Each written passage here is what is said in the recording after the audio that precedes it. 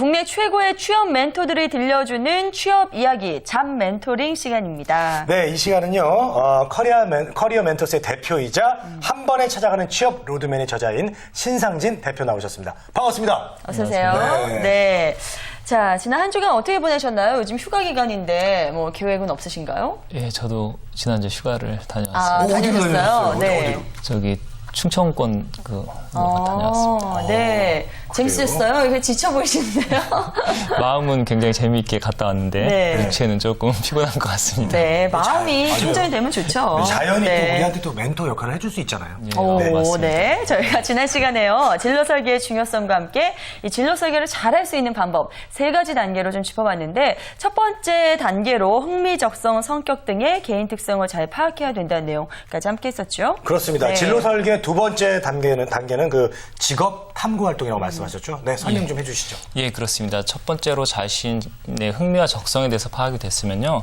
그 다음으로 직업에 대해서 구체적인 그 어떤 일을 수행하는지 또 그 직업을 위해서 필요한 자질이나 갖춰야 될 자격 요건은 어떤 것들이 있는지 직업 정보를 수집하거나 관련된 멘토를 만나서 또 직접적인 조언을 듣는 네. 그런 활동이라고 말을 할 수가 있습니다. 네. 특히 취업을 준비하는 학생들 같은 경우는요. 네. 업종과 직무에 대해서 보다 많은 탐구 활동을 좀 하셨으면 좋겠습니다. 제가 학교에서 학생들 상담하다 볼 때 뭐 마케팅에 관심 있다. 마케팅이 어떤 업무인지 아세요? 이렇게 물어보면은 뭐 제품을 뭐 홍보하거나 광고 기획하는 업무 아닌가 이 정도로 단편적인 직무 정보만 가지고 취업 준비를 하는 학생들이 많이 보이는데요. 네.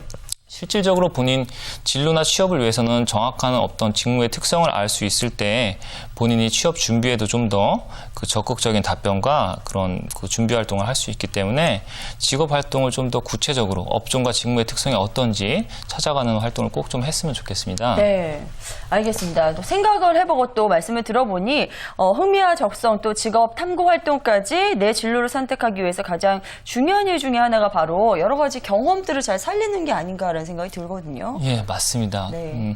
지금 저희가 사실 뭐 진로 상담이나 뭐 취업 상담 이런 컨설팅도 중요하지만 어쨌든 진로에 있어서 제일 중요한 것은 본인이 직접 활동과 경험을 통해서 뭐 내가 관심 있는 직업이 정말 나한테 잘 맞을지 스스로 느끼고 좀 깨닫는 그런 시간이 필요하기 때문에요. 좀 더 공부보다도 더 자기 주도적인 그런 진로 활동 자체를 많이 하시는 것이 좋다고 할 수 있겠습니다. 네. 자, 마지막으로 이제 최종 진로 설정 그리고 계획을 수립하는 그 과정 어떻게 될까요? 예, 뭐 자신의 흥미 적성이 파악되고 직업에 대해서도 이제 어느 정도 정보가 이제 입수가 된 다음에는요, 최종적인 자기 이게 가장 잘 맞는 직업을 선택을 해야 되겠죠. 네. 이런 직업 뭐 어떤 결정을 위해서는요, 좀 스스로에 대한 직업 가치관적인 측면을 또 살펴볼 필요가 있는데요. 뭐 급여 수준, 처우 조건이라든지 근무 환경 또는 어떤 자기가 좀 명예적인 요소를 더 중요하게 생각하는 사람인지 또 아니면 전문성 뭐 여러 가지 직업의 어떤 가치관적인 측면에 대해서 본인 스스로 어떤 부분을 우선적으로 우선순위로 생각하는지를 좀 파악을 해서 그 기준에 따라서 또 거기에 적합한 직업을 최종적으로 선택을 하는 것이 중요하겠고요. 네. 또 이런 직업 활동, 직업 탐구 활동을 통해서 얻어진 그런 취업 정보를 통해서 본인의 어떤 자격 준비나 어떤 구체적인 취업 준비 활동을 해야 될지 계획을 세우는 것이 마지막에 단계라고 할 수 있겠습니다. 네. 자, 진로 선택을 잘한 사람과 그렇지 않은 사람 간의 결과는 정말 큰 차이가 날 수 있겠죠. 이런 부분들 꼭 유념하시기 바랍니다.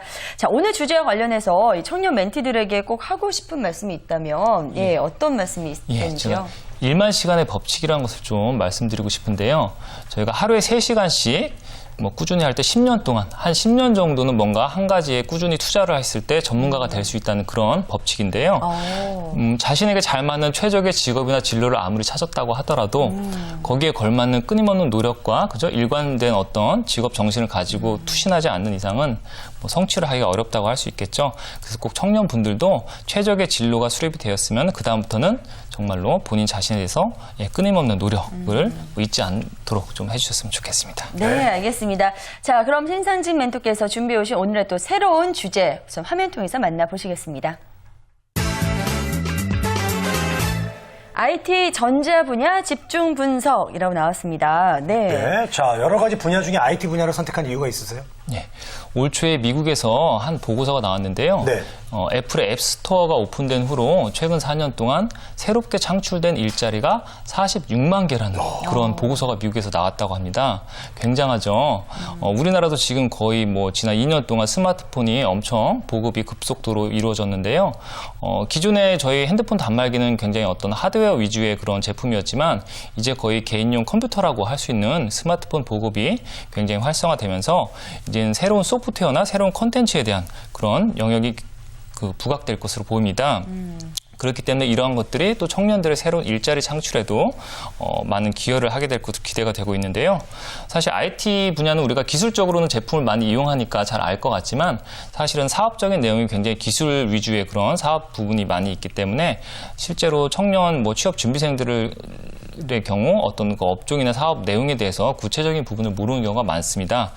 그래서 오늘은 이런 스마트폰 시대에 걸맞는 IT 전자 업종에 대해서 집중 해부하는 시간을 갖겠습니다. 네, 알겠습니다. 우선 IT 분야라고 하면 우리가 기업적으로는 삼성전자, LG전자 가장 먼저 떠오르실 텐데요. 네. 자, IT 전자 분야에는 구체적으로 어떤 것들이 있는지 좀 더 알려주시죠. 예, 저희가 가장 잘 알고 있는 게 사실 전자 쪽 업종의 그 기업들이죠. 사실 삼성전자 같은 경우는 반도체 사업 과 같은 별도의 사업들도 안에서 하고 있기 때문에 저희가 단일 업종으로 이렇게 좀 구분하기는 어려운 부분도 있지만 어쨌든 IT 전자 업종은 크게 저희가 한 3-4가지 정도 이제 영역으로 구분할 수 있고요. 첫 번째가 말씀드린 전자 업종이고요. 그 다음이 이제 개인적으로 순수하게 소프트웨어만을 개발하거나 아니면은 고객사의 정보 시스템을 구축해주는 안랩이라든지 아니면 삼성 SDS, SK CNC 와 같은 소프트웨어 및 정보 서비스 제공해주는 업체들이 있습니다. 네. 조금만 저희가 더 범위를 넓히면은 이동통신사, 저희가 통신 서비스 많이 이용하고 있죠. SK텔레콤이나 LG, KT와 같은 그런 이동통신사업을 하는 곳들도 있고요. 또 NHN이나 다음과 같이 저희가 인터넷 포털 전문 기업들도 IT 전자 분야로 볼 수 있고요. 또 그 밖에 저희가 외국계 IT 기업들, 한국 IBM, 한국 오라클과 같은 그런 외국계 IT 기업들도 있다고 저희가 볼 수 있겠습니다. 네. 전자, 소프트웨어, 정보, 이동통신사, 포털, 사이트. 많죠. 아이고, 이거 더 얘기하기가 힘들 정도로 많은데 그만큼 분야별로 이제 채용 특징도 다를 것 같은데 전자 분야부터 좀 살펴봐 주시죠. 예. 저희들이 가장 많이 알고 있는 전자 분야, 특히 삼성전자, LG전자와 같은 그런 전자회사들은요, 기본적으로 하드웨어 제품, 완제품 자체를 직접 제조 생산하는 그런 업종이기 때문에요, 연구 개발과 기술 인력에 대한 그 채용이 가장 높은 비중을 차지합니다. 그 다음으로는 또 저희가 영업이나 마케팅 같은 직군을 꼽을 수가 있겠고요. 사실 삼성전자나 LG전자 같은 경우는 많은 그 학생들, 취업 준비생들이 제일 선호하는 기업들에 속하지만 실제적인 그 기술 인력에 대한 채용 그 인원 숫자 자체가 굉장히 일반 기업들보다 몇 배나 굉장히 높은, 굉장히 큰 비중을 차지하고 있기 때문에요. 사실 학생들이 체감하는 그런 경쟁률에 비해서는 오히려 기회가 열심히 취업 준비만 해나갈 수 있다고 하면은 본인이 열심히 그 취업의 가능성을 높일 수 있는 기회가 사실 더 많이 포함되어 있다고 볼 수 있고요. 네. 특히나 전공적으로 볼 때 이공계에서도 전자, 기계, 전산 계열은 전통적으로 저희가 이런 전자 제조업체에서 굉장히 선호하는 전공이기 때문에요. 이쪽 그 전공자들 같은 경우는 특히 준비를 더 열심히 하시면 가능성이 있을 것 같고요. 네네. 또 요즘에는 소프트웨어 쪽에 대한 그 제조업체, 전자 제조업체 소프트웨어 인력에 대한 그 비중을 늘리고자 하는 그런 노력들을 많이 하고 있기 때문에 전산이라든지 컴퓨터 관련된 인력들도 소프트웨어 쪽으로 또 기회를 노려볼 수가 있겠습니다. 네, 자 이외에도 또 유명한 IT 분야 어떤 쪽을 또 들어볼 수 있을까요? 그 다음은 주로 기업 고객을 대상으로 하기 때문에 저희가 B2B 업종이라고 보통 얘기하죠. 그래서 일반인들에게는 잘 알려져 있지 않은 기업들인데요. 대표적인 IT 기업으로 삼성 SDS나 SK CNC와 같은 종합 IT 정보 서비스 제공하는 업체들이 있습니다. 네네. 주로 이제 기업들의 정보 시스템을 구축해주는 사업을 하고 있기 때문에요. 저희가 전통적으로는 이제 SI 업체, 간단하게 시스템 인티그레이션이라고 하는 SI 업체라고 이제 불리기도 했었는데요. 네. 이 분야는 사실 개인용 소프트웨어 소프트웨어가 사실 국내 시장은 그렇게 많이 발달되지 않기 때문에 전체 소프트웨어 산업에서 차지하는 비중이 굉장히 높은 영역이라고 할 수 있겠습니다. 네. 자, 그러면 종합 IT 정보 서비스 업체, 예, 거기 그 채용 특징도 좀 말씀을 해주십시오. 예. 앞서 말씀드린 전자 제조업체 같은 경우 사실 전공에 대한 그런 좀 선호도가 뚜렷한 그런 특징을 갖고 있는데요. 이러한 그 IT 정보 서비스 업체 같은 경우는 이공 계열 전공자라고 하면은 굳이 전산이나 컴퓨터 계열 전공자가 아니라고 하더라도 어떤 채용에 좀 기회를 더 많이 가질 수 있는 그런 특징이 있습니다. 그 이유는 이러한 종합 정보 시스템 개발하는 데 있어서는요, 전산의 기술도 중요하지만 어떤 실제 다양한 기업의 업무 유형 프로세스를 이해하는 그런 능력 자체를 중요하게 보고 있기 때문에요.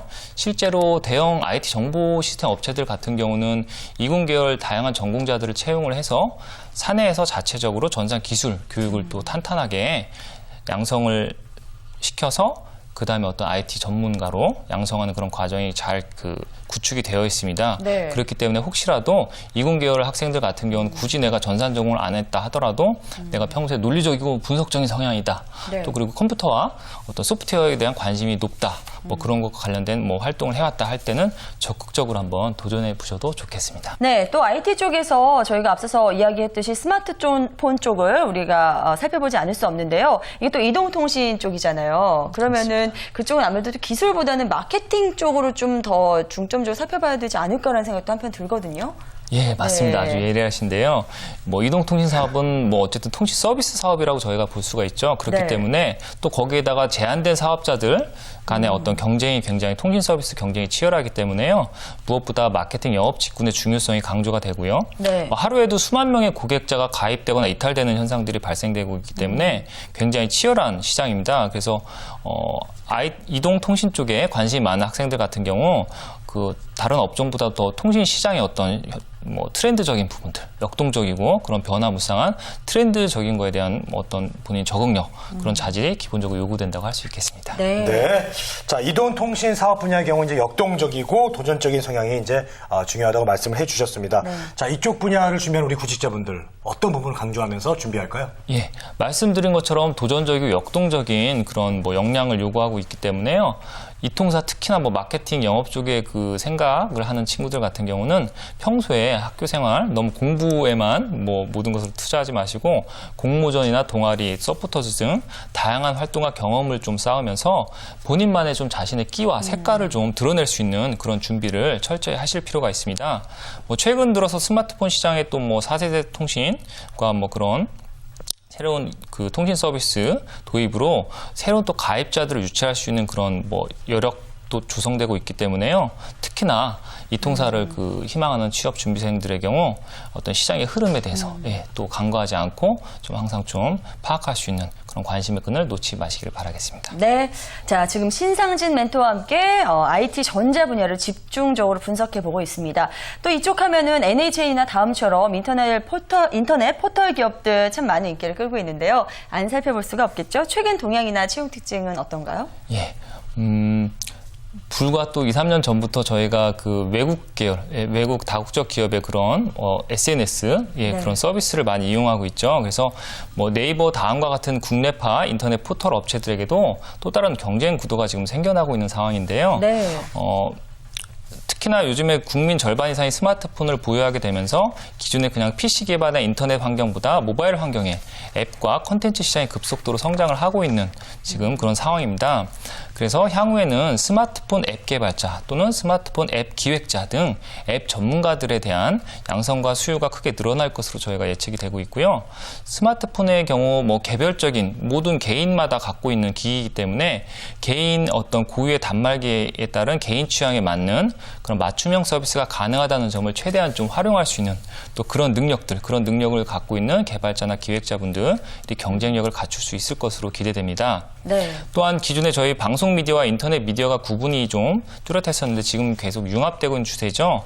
뭐 향후에는 방송과 또 웹, 또 모바일의 그런 플랫폼들이 스스로 다양하게 융합되는 그런 콘텐츠를 만들어낼 수 있는 그런 인재들이 또 필요해질 것으로 예상이 됩니다. 네. 자, IT 관련 이 다국적 기업들은 어떤 분야를 채용을 합니까?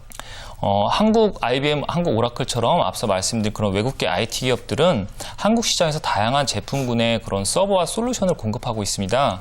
그렇기 때문에 주로 좀 영업이나 기술 영업, 아니면 또 컨설팅 그런 직군을 제일 좀 많이 채용하는 경향이 있고요. 네. 국내 업체들이 어쨌든 뭐 성장을 계속하게 된다고 하면은 뭐 외국계 IT 업체들에 대한 그런 좀 뭐 관심이나 그런 부분이 조금 줄어들 수는 있지만요. 요즘처럼 뭐 제2의 IT 부흥기가 예상되는 시점에서는 마찬가지로 외국계 IT 회사들의 어떤 국내 시장에서 성장도 같이 커질 가능성이 높기 때문에요. 뭐 여러분들이 또 관심을 또 갖추는 게 뭐 필요하다고 할 수 있겠습니다. 네, 근데 또 외국계 기업이다 보니까 외국어 실력이 중요하지 않을까 이렇게 우려가 되잖아요. 어떻습니까? 예, 제가 외국계 기업 얘기할 때 꼭 하는 이야기인데요. 많은 네. 학생들이 뭐 학생 아니라 대부분 성인들조차도 외국계 기업 가려면 뭐 굉장히 유창하게 영어를 해야 된다고 생각을 하고 있죠. 그쵸. 하지만 한번 생각해 보세요. 외국계 기업이 우리나라에 왜 들어와 있습니까? 우리나라에 들어와 있는 우리나라 한국 사람들을 고객을 대상으로 뭔가 사업을 하고 또 그죠? 마케팅 영업을 하기 위해서 들어와 있죠. 네. 그렇기 때문에 생각하시는 것만큼 그렇게 외국어 능력을 아주 뭐 지나치게 강조하지는 않습니다. 그래서 한국에서 주로 뭐 영어 능력보다는 한국 시장에서 활약을 할 수 있는 그런 역량을 갖추는 게 기본이고요. 거기에 플러스로 영어 능력이 어느 정도 기본 이상으로 뭐 갖춰진다고 하면은 뭐 본인의 채용의 기회는 충분히 있다고 볼 수 있고요. 어쨌든 외국계 기업은 특성상 지원하실 때 국문 이력서 말고 영문 이력서를 요구하는 경우도 종종 있고 또 수시 채용. 예, 외국계 기업은 사실 어느 정도 규모가 있는 회사도 항상 해마다 공채를 하지 않는 경우도 많이 있습니다. 그래서 항상 수시 채용에도 본인 관심을 가지고 계시고 어느 상황에서 내가 바로 좀 지원할 수 있는 그런 준비된 정신을 좀 더 국내 기업보다는 더 좀 철저하게 좀 준비하실 필요가 있겠습니다. 네. 영어가 아주 중요한 건 아니네요. 네, 그렇습니다. Not important입니다. 자, 카톡 질문 하나 받아보도록 하겠습니다. 어떤 네. 질문들이 올라와 있을까요? 네. IT 전자 분야에 유리한 자격증이나 경험이 있다면 알려주세요. 네. 네. 어떻습니까? 예, IT 쪽이 뭐 기술 분야이기 때문에 또 기술 직군 관련돼서 사실 자격증이 굉장히 많이 있습니다. 예. 특히 그 중에서도 IT 소프트웨어 쪽 같은 경우는 소프트웨어 관련된 그런 자격증이 많이 있는데요. 대표적으로 뭐 그 국가 공인 자격으로 이제 정보 처리 기사 자격증이 있고요. 네. 또 민간 자격으로는 OCJP, 예전에는 저희가 SCJP라고 해서 이제 자바 개발 전문 프로그래머 자격증인데요. 뭐 한국 썬마이크로 시스템즈가 오라클에 인수되면서 OCJP로 이름이 좀 바뀌었습니다. 뭐 그런 자바 관련된 자격증도 있고요. 또 뭐 오라클 DB와 관련된 OCP 자격증이 또 있습니다. 이러한 좀 민간 자격증 중에서도 조금 연역이 오래되고 일반 기업체에서 어느 정도 활용도가 있는 자격증을 취득하실 경우에는 뭐 취업에 다소 좀 뭐 가점을 받을 수 있는 그런 유리한 점이 있다고 할 수 있겠습니다. 네. 네. 자, 오늘 IT 분야 쪽 취업을 잘할 수 있는 방법들, 여러 전략들 살펴봤는데요. 끝으로 이쪽 분야로 뛰어들고 싶어 하시는 분들을 위해서 한 말씀 좀 부탁드리겠습니다. 네. 저희가 사실 뭐 국내에서도 90년대 말에 그 인터넷 뭐 IT 기업들의 어떤 그 돌풍이 시작이 되었는데요. 그때 초기에 설립되었던 뭐 NHN이나 다음과 같은 회사들이 지금은 뭐 거의 중견 기업으로 성장하지 않았습니까? 네. 지금 제2의 IT 부흥기를 맞이해서 뭐 많은 학생들이나 취업 준비생들이 뭐 대기업이나 외국계 기업 그런 다양한 기업들에 또 관심을 갖는 것도 좋지만요. 또 어떻게 보면 또 새로운 IT 벤처들이 뭐 5년, 10년 후에 또 중견 기업, 대기업으로 성장할 수 있는 기회를 지금 또 가질 수 있는 시기라고 보이기 때문에요. 구직자 여러분들께서는 너무 뭐 대기업 편향된 그런 취업 포트폴리오를 짜지 마시고 본인의 비전과 본인의 전문성을 같이 고려하셔서 조금 더 다양한 형태의 기업들에 지원할 수 있는 취업 포트폴리오를 좀 준비해 보실 것을 권하고 싶습니다. 네, 네. 잘 들었습니다. 오늘 저희가 자세히 살펴본 IT 전자 분야, 지금 말씀해 주신 것처럼 제2의 부흥기를 겪고 있습니다. 이런 가운데 청년 구직자들을 만족시킬 수 있는 다양한 직업들 많이 생겨났으면 좋겠네요. 네. 자, 지금까지 커리어 멘토스 신상진 멘토와 함께했습니다. 오늘 말씀 감사합니다. 고맙습니다. 감사합니다. 네.